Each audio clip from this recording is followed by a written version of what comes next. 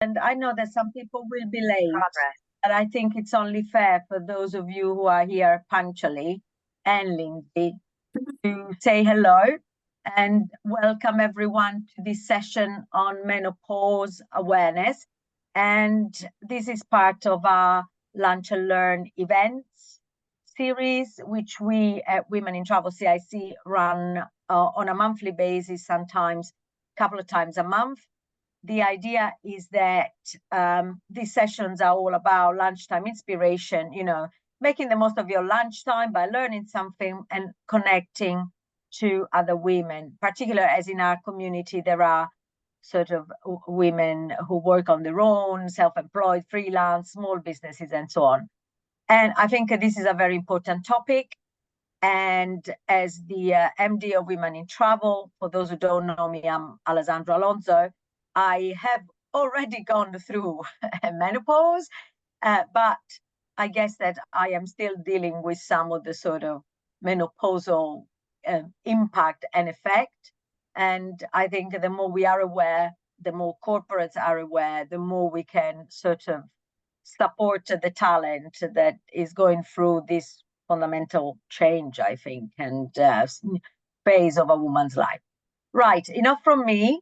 Yeah. Lindsay Garvey-Jones is our menopause coach today. She's also very well known for her role at Holiday Extras, but I let Lindsay introduce herself formally. So thank you very much for joining us. And if you have questions, I think Lindsay will ask. Otherwise, we'll probably ask you to keep your microphone on mute while Lindsay is speaking. And we will also follow up with slides and some information. So rest assured, you are not, we are going to follow up. You're not going to be left on your own after this session. Thank you, Lindsay. You are very welcome. But firstly, thank you for allowing me space and time to talk about my favourite subject, which is all about the perimenopause and menopause. Thank you for the introduction. For those of you who've never met me before, my name is Lindsay Garvey-Jones, and my day job, where I've been for the last 12 years, is with Holiday Extras. You can see the branding behind me here.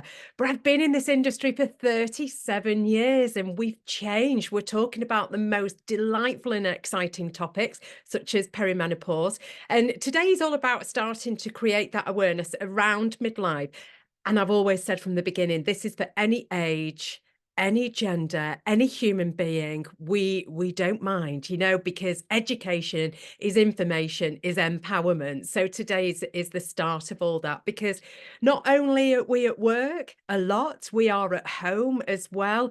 And, menopause is something that I'm enormously passionate about. I've started my own journey already. I'm on the patches. I don't know if anybody else is on patches or estrogel or anything like that, but it's been a game changer for me, and it's really simple and very easy. I thought it was going to be a lot more difficult, but I really wanted to make sure that we were sharing stories across our travel industry, because many people don't know what to do. They don't know what to say. They want to support. The will and the want is there, particularly from our male allies who want to be empathetic and they want to be supportive, but they don't know how to go about it. They don't know the right things to say. And this is for them as well. But my main aim is always to educate and inform. But I'm not a medical practitioner.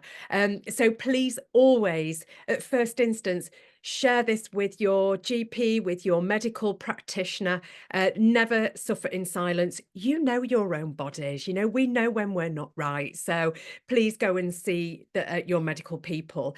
Our experiences are so very unique and individual. So please go and see them. But as Alessandra said, I'm going to be following up this session with how to have that conversation with your GP, because sometimes it's a little bit scary. Sometimes if you've already got the brain fog, you can't remember what you're going in for half the time. So we're here to help you make a list. So there's some checklists, there's some toolkits for both physical and mental symptoms, because not everybody likes talking about it.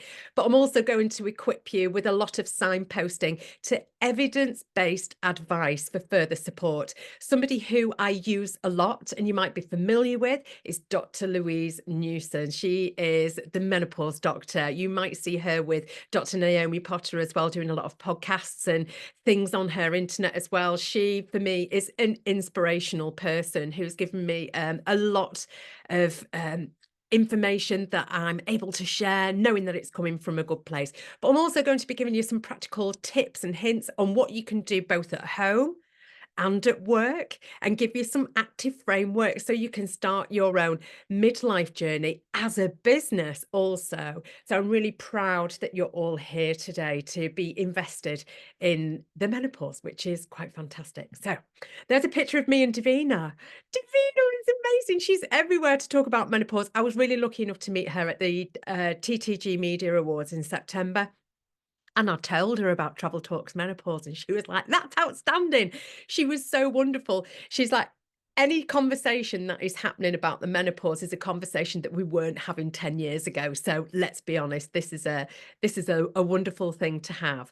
So our objective today is just to ensure that everybody is understanding the impact that it can have and why it's a workplace issue, and that you are fully equipped enough to talk through it, go through it, and be in readiness.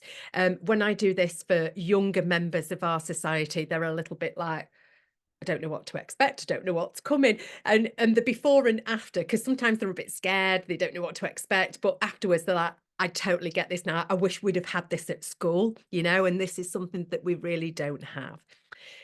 So the overview of today, we're going to be busting some myths. We're going to be having a look at some symptoms. We're going to be having a look at some data, because let's be honest, we need to back everything up by data, don't we? And those statistics really do stack up. I'm going to be looking at how we can help, and we'll be looking at putting some tools into practice and having reflecting back on what we know, what we've learned, etc., and looking at what's next as well. So Travel Talks Menopause was an initiative that I started a few years ago now. And you know what it's like when you have a conversation with somebody at an event and you go, oh my God, yeah, me too. Oh, wow, what? Wow. Okay, let's do something about this. Because I think with anything, when people are pushed to a place of pain, they become in action. When they don't see something being done, you're then in action, and you can never affect change without being in action. So we decided that we're going to start this initiative. Travel Talk with Menopause has been out there for a couple of years now. We deliver a lot of sessions, a lot of panel discussions around midlife, and we're delighted that the topic is being opened up and people are sharing experiences, because I think as a result we can kind of adopt a more active response to those around us, particularly our male allies who want to be there to support, and also people at home. Things start slotting into place, and then you become more empathetic and a bit more patient and tolerant as a result.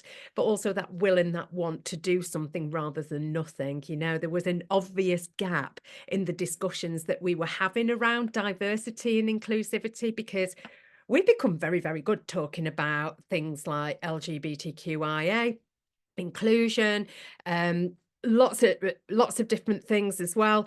And I think this very much felt like the missing link, because it impacts gender pay gap as well. When you think about the amount of women that drop out of the labour market, the employment market, because they're having to support both ends, parents and children and whatever, and they're trying to climb the career ladder. Talk about that in a little bit. But yeah, this very much felt like the missing link. And also, hasn't menopause become trendy? If you've ever mentioned menopause, we all know that our phones listen to us. How many times have you been given a menopause candle or a menopause retreat or something to do with the menopause? That is, and I'm like, holy, a candle is a candle is a candle. I don't need it to be for a flipping menopause. But we're not that daft. But it's become very trendy. But as soon as we launched, we were inundated by a lot of women across our country, and men who were just wanting to share their stories with us, offering support and all of that as well. I'm going to be skipping through a few things because I'm very aware that I'm on a time limit, and I've totally got that. If somebody can keep me my time as well.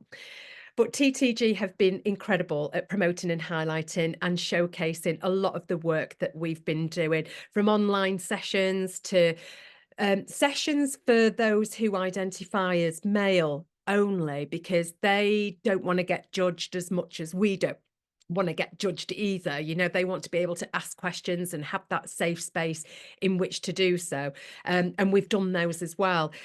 always an increase of awareness around International Women's Day and also Menopause Awareness Month. I get very busy around there as well. But also when the government have come out with their latest response details on finally setting out their own guidelines on workplaces across the UK, it's now become a thing that you have to implement your own menopause strategy, and we'll talk more about that later. But they've been amazing at helping us to widen the net. But phew, at last, it's a bit of a relief, hey, that we're actually talking openly about it. And I think that a lot of people, either at home or at work, do feel a bit daunted kind of talking about stuff, because at the end of the day, it's all about disclosure, isn't it? You know, do you tell somebody? Do you not? Because ultimately the thing that people feel is that they don't want to feel judged. They're afraid that it might jeopardize their job. They're afraid that they might be seen as being othered if you say, you know, I'm in a really good position, I've reached my level where I'm at, but if I tell people I've got brain fog or I'm not feeling amazing today, you know, will I get judged for that? And, you know, it's incredible when you think people who are caregivers who work part-time, there's still a stigma around that and judgment on that. So I guess this means that one of your challenges in raising menopause awareness is to tackle the stigma around midlife. And it's our aim to do this by doing what we're doing today as well. And I think that the very best of workplaces and homes should introduce talking about menopause and empower people on how to have those right conversations. But also it means reaffirming, I'm sorry about my dog, the postman's just come. It means that you have to reaffirm your zero tolerance policy on discrimination, which includes the menopause. So recently, the government responded to an independent report for the first time, which saw ministers actively encouraging UK businesses to establish protections and support policies and strategies around midlife. Now, true, it wasn't all positive news, because it is the same government that rejected the recommendations for the menopause to become the 10th protected characteristic under the notion of dual discrimination, which could have enabled more claims to be brought under the basis of a Protected Characteristics Act, Equality 2010. But if people want to make a claim, they still can. They can go in under sex, age and gender. Oh, I've said that, haven't I? Sex, age and gender. If they want to bring a claim, because let it be known that those claims have gone up fivefold over the last few years as people become very aware of discrimination within the workplace to do with midlife. They are more likely to bring a case forward. So it's in your own interest as a workplace and also as people. So I did say that I was going to talk about stats, and it's important that we talk about this because in the UK, there is approximately 13 million people. It's half the population, really, isn't it? When you think about it, are going to go through or are going through perimenopause or the menopause, and currently there's 13 million of them. 72% of women in work say that they feel unsupported, and approximately 2/3 of those women say that there is a general lack of understanding. It's crazy when you look at these figures.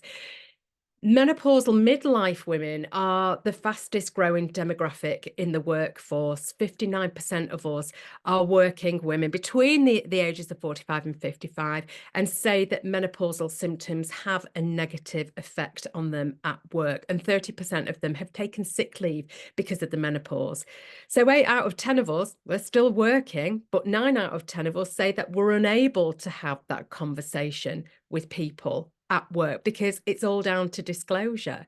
You know, it's like, let me think about it. Women over the age of 50 are this fast and growing segment of the workforce. So many will go through some kind of symptoms, but also, like I said earlier, many people are dropping out. There's nearly 1 million women every single year that drop out because they're caregiving at both ends. This has an impact on the pay gap. When we talk about the gender pay gap, and we get so frustrated that we will never see pay equality in our lifetime. You know, it's going to take approximately 200 years for that gap to close. That's enormous. But It's because we're dropping out. We've got so many things that we need to take care of. But employers must do all that they reasonably can to support their employees' health, safety, and well-being. So it can have a significant impact. So it's well worth to know the impact on for employers is that we do have this group of women who are leaving, and what goes with them is the knowledge, the expertise. There's fewer role models. You know, if I think about when I started in the industry, there was nobody, I didn't have any role models. So who are we looking at now? Who's doing what we want to be the change that we want to see? You know, it's quite incredible. There is that duty of care. And of course, there is that gender pay gap issue as well. So I'm keen to know, you are allowed to turn on your microphones now for this, because I would love to hear your voices. We are restricted on time, but I would love to hear your voices. What is the first thing that comes to your mind when you think about the menopause? You're quite happy to shout out. Lots of symptoms. Lots of symptoms. What else? Lots of emotions. Emotions. Yes. Anything else? Brain fog. Brain fog. Oh my goodness me. So there's all these things going on. And I think it's important that we start to understand what is the menopause. I'm going to go back and do a little check on you later to see if you've changed that language a little bit and see what happens. But it's very interesting when we do it live and we've got like a word cloud. It's fantastic. And also when I ask our male allies separately, they come up with a whole bunch of other stuff, such as angry. And I'm like, yeah, we probably are, because there's a lot going on, isn't there? But what is the menopause? Well, it's when your periods stop due to those lower hormone levels. It's usually affecting people between the age of 45 and 55, but it can happen even earlier, and it affects anybody who has periods. And the menopause can happen naturally, of course, or for reasons such as surgery to remove ovaries or the uterus, known as a hysterectomy, or if people have had cancer treatments like chemotherapy, or if there's a genetic reason. Sometimes those reasons are unknown. Perimenopause is when you have symptoms of menopause, but you're still having your periods. You know, perimenopause ends and then you reach menopause when you've not had a period for a full 12 months.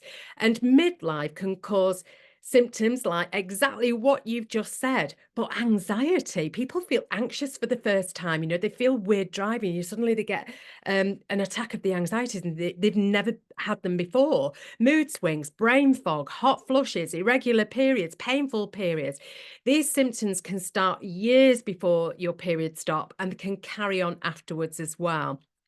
And midlife symptoms can have a huge impact on your life, including your relationships, people at work, people at home. But there are things that you can do to help with symptoms. And there's lots of ways that you can help replace those missing hormones as well. You know, because there's still a lot of people who think that you've got to hit menopause before you can have HRT. And slowly that wave is starting to change.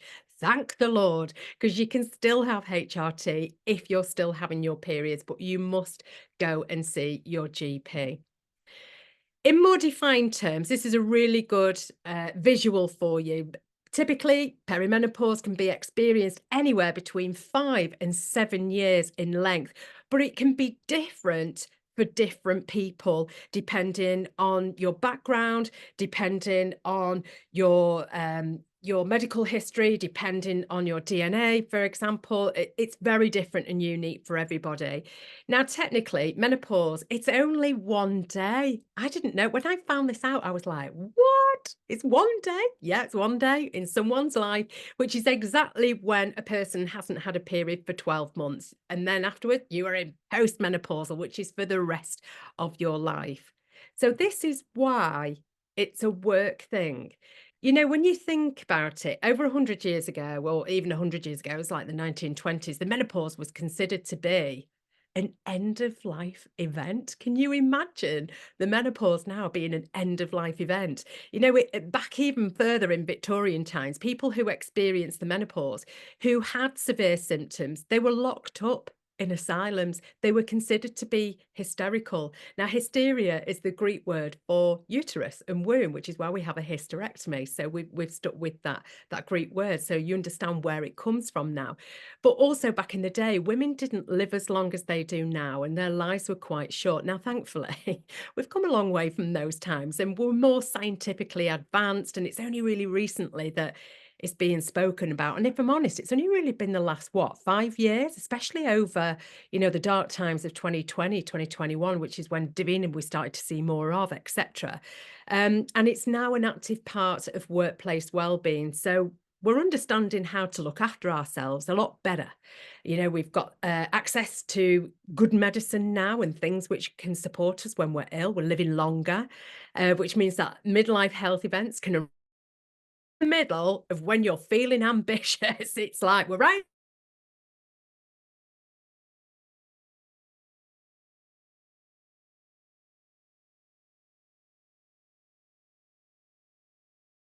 So it is imperative that we are aware of what's happening to our bodies.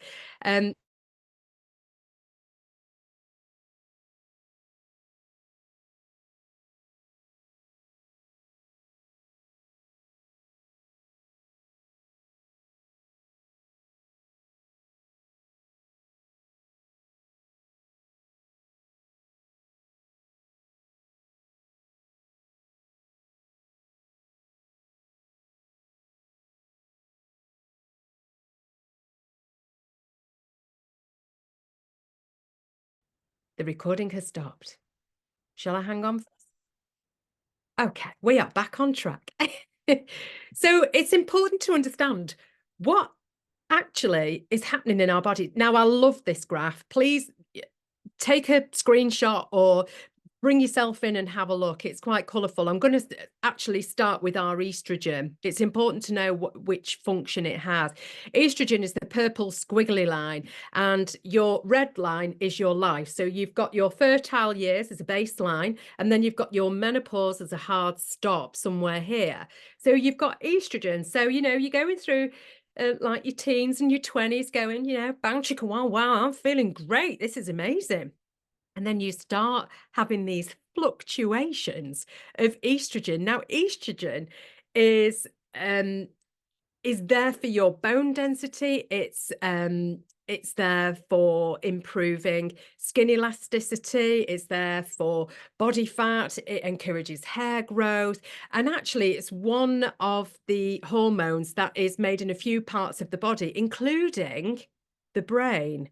Now, this is why brain fog is one of the first symptoms that people start to experience. And I didn't know that. I thought estrogen was made in and around your pelvic region. Oh no, it's in the brain. So this is why you walk into a room and you've forgotten what you've gotten in for, or you can't remember somebody's name. And it's embarrassing because you're in a networking situation and you're trying to introduce somebody and you're like, really sorry, I forgot your name.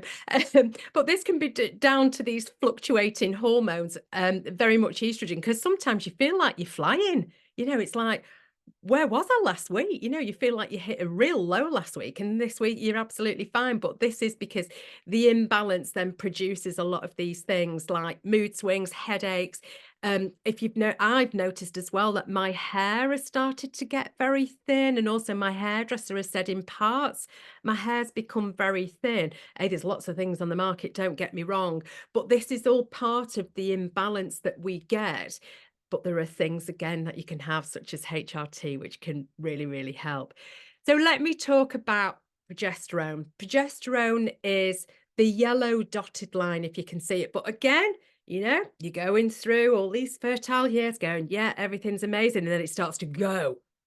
And it doesn't fluctuate. It just starts to leave the body. Now, progesterone is responsible for the nervous system, hence anxiety. It supports good sleep. So sometimes if you're waking up 2 o'clock, 3 o'clock, 4 o'clock, and you wake up more tired than when you went to bed, it can because of a lack of progesterone. It can also help with cognitive things. So where you could do charts and graphs and spreadsheets before, suddenly you're like, I can't even remember which button to press. All of these things start coming into light. Now, the biggest one with progesterone is regulation of heat. It's your body temperature regulation, which is why when it goes, you start getting hot flushes. You know, that's again another one of the big symptoms. So also, it's all about fatigue, but that's a lot to do with sleep. And also, when progesterone leaves the body, a lot of women start to find that they gain weight, particularly from kind of chest down to pelvis. It's that middle area. Again, HRT can really help, and I'll talk through a little bit more as well. What we haven't spoken about here is testosterone. Now, we have 3 times more testosterone than what we do estrogen, and testosterone is traditionally what we consider somebody who identifies as male, but also males have estrogen in them as well. So it's important to know that we all have a mix of all of these hormones. Now, testosterone, sorry, reduces slowly over time, but that supports your energy, your va-va-voom, people. If you feel like your va-va-voom has left the building, it could be this lack of testosterone, and also your personal well-being. You know, sometimes you might find yourself being, why am I so low? Why am I sad? I've never been sad. You know, I've always been an upbeat, confident person, yet I'm really sad. I'm crying a lot. Mood as well, you know, and also it can help with things like bone growth, sex drive, your libido's gone out the window, you know, all of that skin collagen. If you suddenly find it, who does this in the mirror? And you start pulling things back, and you start pulling, and you're like, oh, look, 23, you know, and it's like, no, everything's starting to fall forward. It's a lot to do with that as well. So it's important to understand that from kind of like 35, 40 onwards, your hormones start to do a lot of this.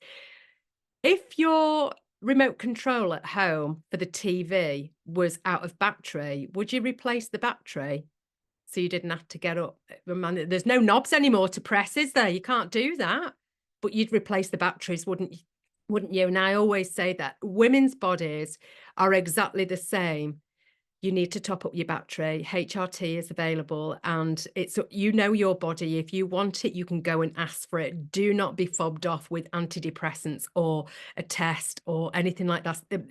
It's okay to have a hormone test, but it will never predict if you're going through menopause. If you want it and you think that you're going through some of these symptoms, then you can absolutely have that conversation with your doctor. Now, what's perimenopause and menopause? If you're using hormonal contraception, you cannot know for sure if you've reached the menopause if you're using things like the pill or an IUS, which is a hormonal coil, contraceptive implant, or the contraceptive injection. This is because a hormonal contraception can affect your periods. Please go and see your medical practitioner. It's very, very important. What is also important to remember is that many people who don't identify as female, intersex, non-binary, transgender can all experience symptoms as a result of hormone changes. We need to make sure that we treat everybody with empathy and give them support. People who we live with, who we work with, who are in our community, we all deserve to have the kindness and compassion shown. So please make sure that we include everybody into the conversation. Now, moving on to symptoms, you talked about them earlier. These are just some of them. You're looking at this going, oh my God, tick, maybe some of this, you know, this lack of joy. Tinnitus, anybody got ringing in their ears? Anybody scratching their skin, you know? Things like dry mouth. I've never had that before. Dry mouth was a thing for me. I'm like, why have I got dry mouth? I drink a lot of water. These are all symptoms of the menopause, and 3 in 4 people will experience symptoms. 1 in 4 are very serious, but you know the common theme of all of this? I don't feel like myself. People don't recognize themselves. You know, I know it doesn't make good reading, but help is on the way, dear, as I like to say. And it's very important to know that this won't come as a shock. Exercise, good nutrition, CBT, if you've ever had it, cognitive behavioral therapy, is very, very good for unraveling those negative connotations, the stuff we feed ourselves. You're no good, you're not worthy, this isn't right. You give yourself such a hard time in the brain. You have this narrative and this dialogue building up, and that can contribute to these feelings of sadness and this loss of joy. Journaling can help. HRT can be a game changer for a lot of people, but I understand HRT is not available to those who've gone through chemotherapy or some cancer treatments as well. But there is alternatives if you go and speak to your GP. A reduction in alcohol, a reduction in smoking. It's like school, isn't it? Don't do this, don't do that. All of this makes perfect sense. You know, you're not expected to run a marathon or anything like that, but there are changes that you can make to your lifestyle, which can help support the reduction of some of these symptoms that people might be having. What's important is to understand the data. So symptoms can last up to 15 years. Alessandra, you said that you've already been through it. You're still feeling the impact of this. Some people won't. And it's good to know that some people sail through this with not that much going on. But for other people, they still feel the impact. And for some people, it can be very, very serious as well. Over 60% of women say that they've had behavior changes. 1 in 4 say that they are very, very severe and debilitating, and almost half of them say that they feel depressed. And a third of women say that they suffer with anxiety when they've never had it before. You know, that common thing of, I feel like I'm going bonkers, you know, I just don't feel like myself. But at least 30 to 60% of women will experience intermittent physical or psychological symptoms as well. So I think how these show up at work, shout out again, because normally we put this in the chat, but shout out again how you think that could show up at work. If you've ever had it yourself or you've seen it, how do you think that some of these symptoms could affect work? Loss of confidence, anxiety, all of those things are going to impact on your levels of braveness and meetings, for example. Oh my gosh, you've hit the nail on the head. I think we all feel brave going into a meeting because, you know, as women, or we identify as women, this glass ceiling people have been talking about for a long time. We already feel like we need to go an extra mile when we're in a meeting, never mind have all of these symptoms. But yeah, absolutely, that's spot on. Anything else? What's going to affect people at work? I think exhaustion, if people aren't sleeping or they've got insomnia, and then the knock-on effect of that is probably their mood. They're going to be more irritable, less patience. And, you know, if people don't understand that that's where it's coming from, all of a sudden somebody's got not a nice personality when actually they could be really struggling with lack of sleep. No, absolutely spot on. You know, sometimes we think, oh my gosh, what's going on with you? You know, we don't have the space to be compassionate, and we go, all right then, you know, lower it a bit. And, you know, you're only ever your reaction to something, aren't you? So it's like how we react can really be a difference as well. So I think having this awareness today can really help support people at work. Thank you for those. I think that's really important. So I think our own awareness as well. How have you had to support? Has anybody supported anybody? Has anybody done anything at work that's really helped? I've done some signposting at work to different organisations, and actually the Davina documentary. I've kind of got a little list of resources that I've sent out to a couple of people that I've spoken with. Yeah. That is so fantastic. You know, these small steps can mean so much to a person who's going through it, because again, you know, it's private. You know, people might not want to talk about it. They might feel very emotional or embarrassed to talk about it, because also what can happen as a mood booster is people smoke more, drink more, eat more. Certainly me, you know, there are certain things that I will eat to boost my mood, which can then lead to other problems as well. So it's important that we look out for the signs of this. You know, it's a good thing to do. So I want to talk about HRT. Is it worth it? Oh my gosh, yes, absolutely. Let me tell you about it. So I think always see your medical practitioner. Like I said, HRT replaces the hormones when they fall to really low levels. Get them topped up. You know, there's no need to go through so much suffering and pain and thinking to yourself, I just don't feel like myself anymore. You absolutely can get back to feeling like yourself. HRT, if you can have it, is absolutely fantastic. That estrogen and progesterone are such a vital part of how we feel.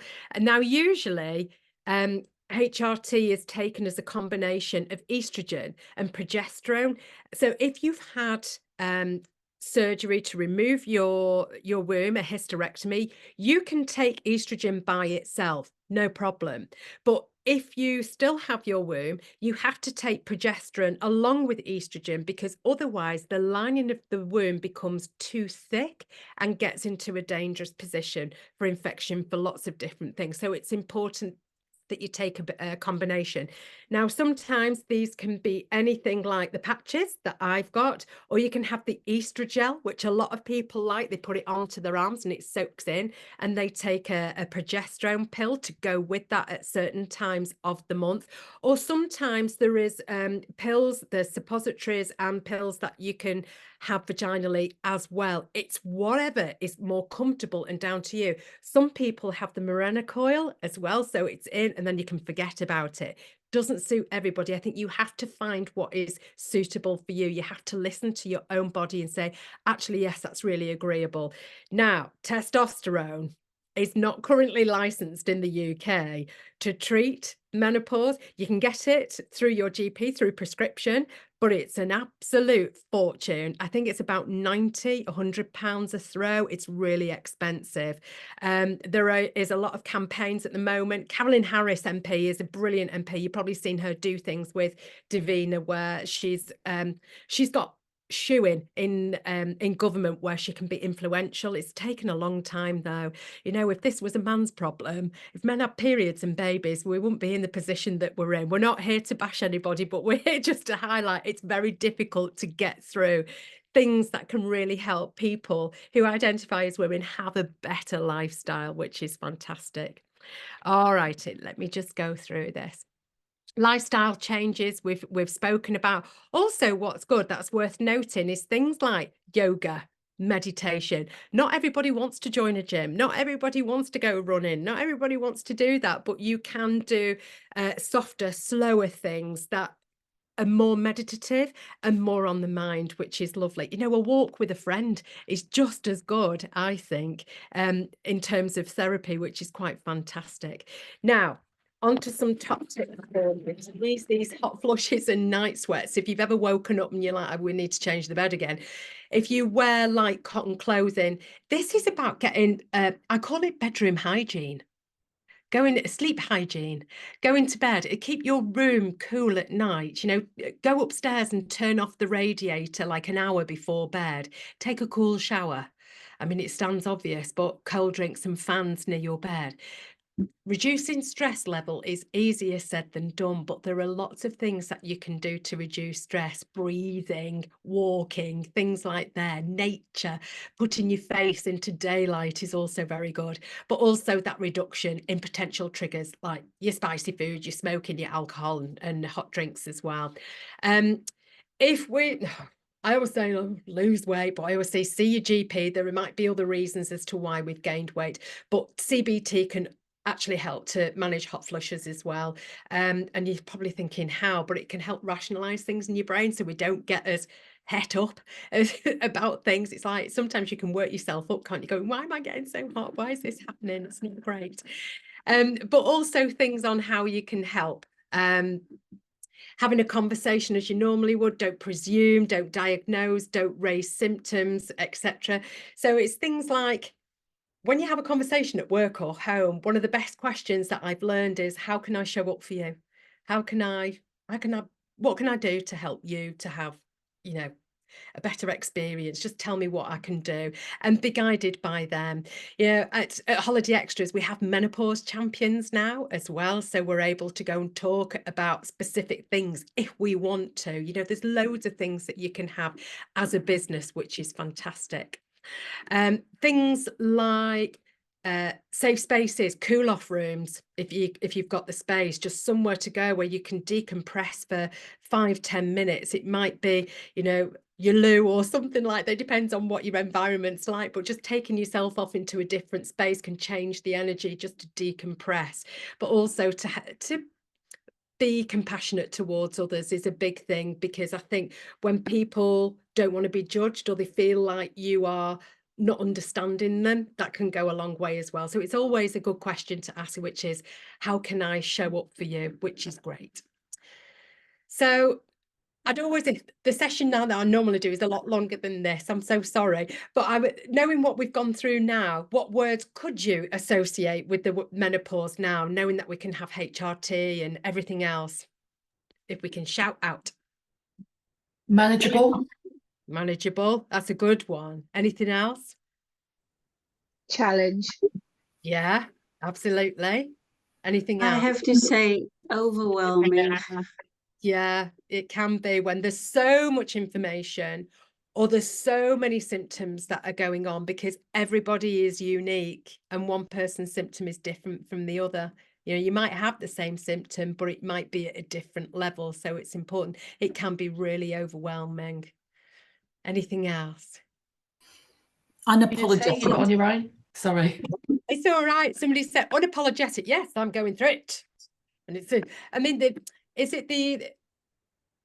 there is a culture over in the East, and they say that the menopause is like a second spring. Depending on where you are on that spectrum, that can be very frustrating or very embracing. You know, it's like, okay, I get that. I didn't quite hear somebody else's. I think community, just in the sense of you're not the only one going through it. This is the thing in having communities, and something that we've done at Holiday Extras. We have a menopause group called the M Word, and we regularly post things on our little page. And we have a meeting once a quarter where we just have like a drop-in, and it's for anybody and everybody, regardless of gender, regardless of age. Any human being can come and be a part of that and ask questions and not be judged. And I think it's about creating that safe space at work. And the more you talk about it, the better it can be. Now, I know that isn't suitable for everybody because of you're all in different environments, but it's doing what you can, for sure. Thank you for that. That's awesome. There are lots of resources available. You know, you mentioned yourself, didn't you, Gemma, that you'd given somebody the Davina documentary to have a look at. That is amazing. That for me was like a what? Wow. The second one was even better than the first. It was so fantastic. But things that you can do is the mental health first aiders, menopause champions. You can even have a menopause task force, so you can actually start to produce frameworks based on what you want to have as a company. Now, let me tell you something for free.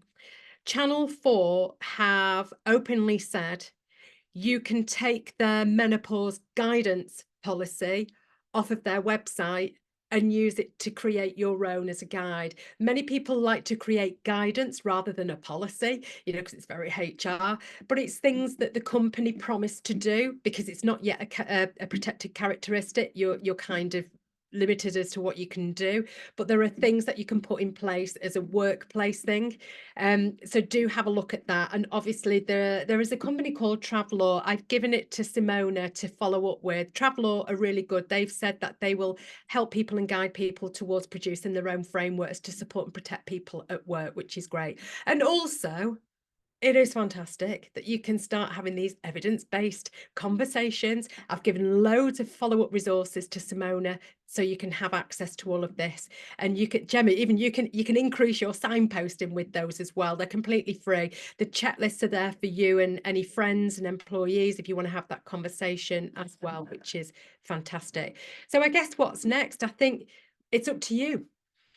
You know, you need to carry this forward really and normalize that conversation and continue the education and awareness. October is a really great month to springboard any action from, with it being Global Menopause Awareness Month. But we're going through menopause 365 days of the year, people. So any time is a good time to have, for sure. But do know that a problem shared is a problem halved. So we're always here to chat with as well. So I'm just going to play this. This is the final thing, so sit back and relax and enjoy. It's just, you know, something I've got used to. I actually plan my life around when I feel I'm going to have my period and not do those. Leading through these cycles again and again and again.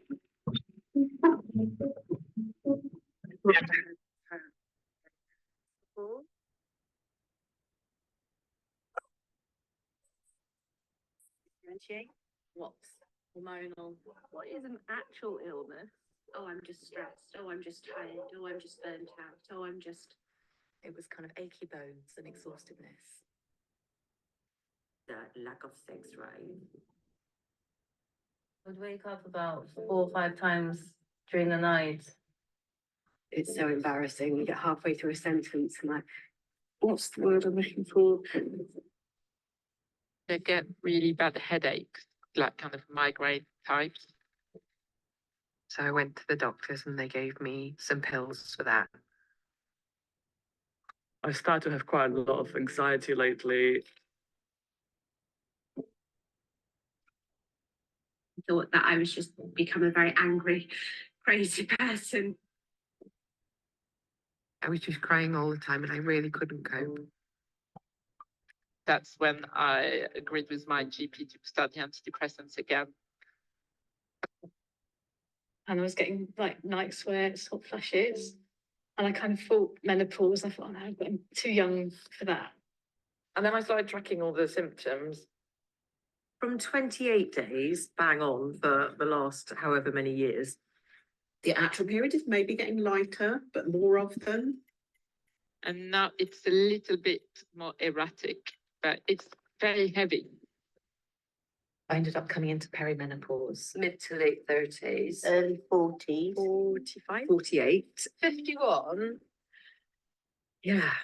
But I'm really not ready. I just want to run backwards.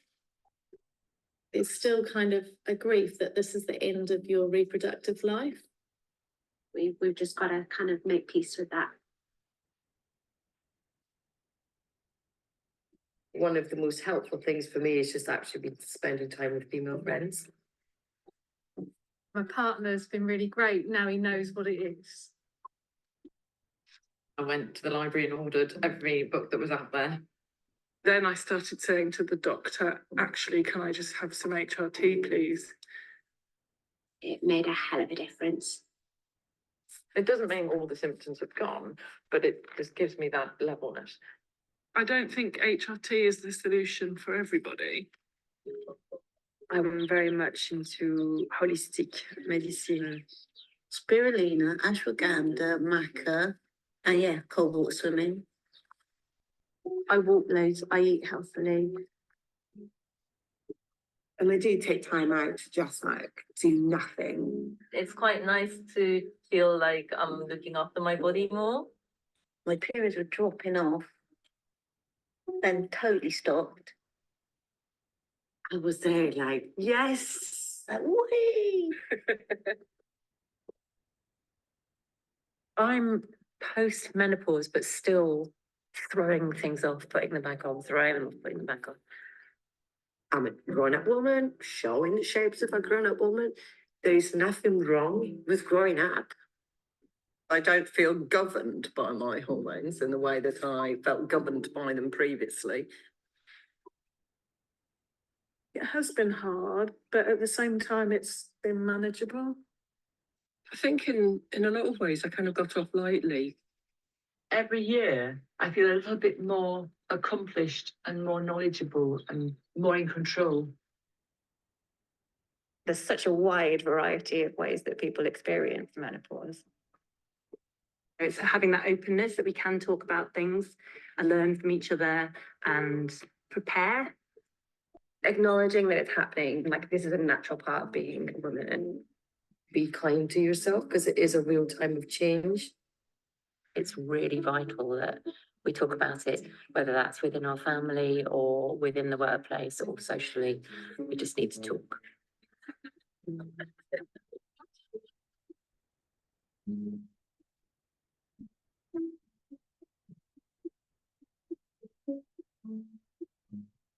I absolutely love that video because I think it encompasses everything that perhaps we're going through or that we see in other people. What's really lovely is that it's quite uplifting at the end. It's like you do feel more in control, like you have options.